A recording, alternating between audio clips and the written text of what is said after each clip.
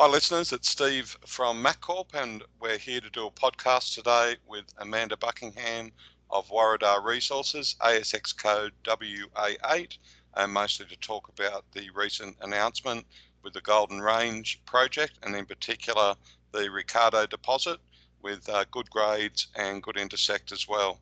So welcome Amanda, and thanks for your time. Steve, great to be speaking to you again. Well, firstly, let's talk about that exciting announcement with a 4.78 gram per tonne hit on a 20 metre intersect. Yeah, look, we were really happy to get that out. Ricciardo is our main resource. We drilled it earlier last year and extended it, but these the 20 metres at 4.8 is what we delivered from our December drilling, and it sets the bar at what we believe we can do this year with that resource. Yeah, well, as I said, great grades and relatively shallow with 148 metres, so great results. Yeah, thank you. And we'll be back out. Sorry, I just put it. We'll be back out there, drilling Ricciardo in the short term.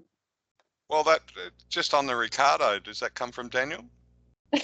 It does. I let the team have a bit of fun with that, and why not? He's been doing pretty well, and actually maybe we'll work in parallel with the F1. When's that starting? March? Yeah, early March, 2nd or 3rd of March. So yeah, that sounds like it's a good omen.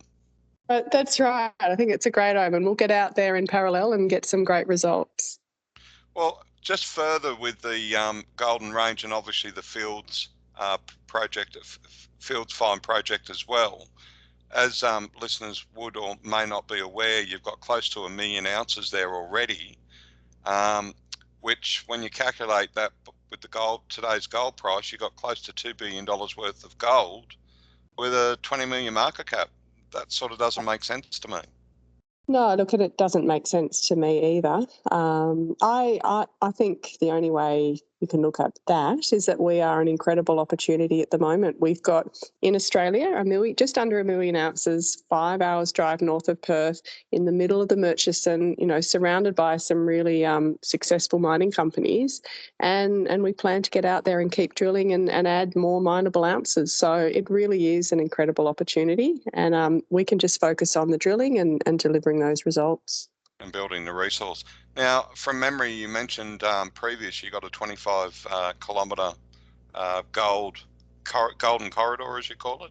Yeah, that's right. Most of the gold, even though the 1 million ounces is spread out, most of it sits in that golden corridor. I think 750,000 ounces, and that's a 25 kilometre long corridor, all on permitted mining leases, all the gold on a main shear or a splay off the shear. So we really have a good understanding of what's there, where to drill for more gold. And the whole area, it used to be mined for the shallow oxide gold, so nobody really looked in the fresh rock zone. So it's a really clear, uncomplicated opportunity. Sounds exciting. And again, when are you looking at doing more drilling there? We would like to get the rig out at the end of this quarter or early next. But we've also got some results from drilling that we did in December that we're yet to release. So there's a lot of planning and geologists busy working out exactly where to put these holes at the moment. So we'd love to get the rig on site as soon as possible. It never stops. Yeah, exactly. In a perfect world.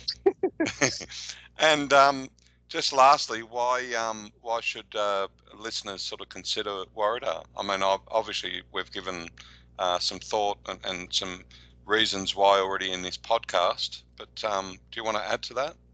Yeah, I think the WARRIEDAR story is simple in a good way. It's uncomplicated. It's a gold story. We've got an existing resource on one main shear, permitted mining leases. There's no complications in terms of getting into development, and we understand now, having drilled last year, we understand where to go for more high-grade mineable ounces. So this year we'll be busy, and I do believe it's an incredible opportunity for investors. Can I ask one question? You mentioned the simplicity of it. Does that help with the capex if and when you go into mining? Oh, look, absolutely. I mean, I like simple. I like to be able to explain to investors what the opportunity is. And in terms of CapEx later, we're surrounded by producing mines they all have hungry mills. So no need to reinvent the wheel and build a plant. That's right. I mean, we own a plant as well. We could upgrade it, but we have no plans to spend money on, expensive CapEx if we can just truck to our neighbour. So, yeah, there's all sorts of very interesting Options. conversations going on. Yeah, and options. Yep. That's right. But ultimately, we need to focus on finding more high-grade mineable ounces, and that gives us all sorts of options in the medium term. Excellent. And final question for you, finance. How's that sort of looking over the next sort of 12 months?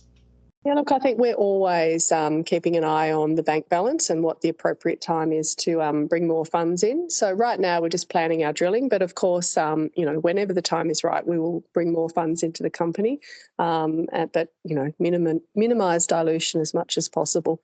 So yeah, drilling and of course raising money at the appropriate time. Excellent. Look, Amanda, I've been following your story. It's getting more and more exciting. You can getting good hits consistently, and look forward to the next results coming out in the near future. Thanks, Steve. I look forward to updating investors when we've got more results. And yeah, it is an exciting story. And thanks for the chat. I always enjoy speaking with you. No, likewise. Always enjoy talking to you too. And one final thing, you're attending the IRU event next week, the Explorers event?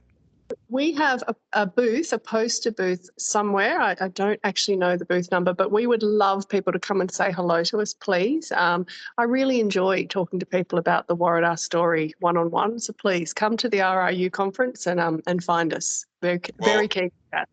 I can hear your passion, so I wish I was attending myself, but I'm not in the country at the moment. But I'm sure any listeners attending the event, please go and have a chat with Amanda.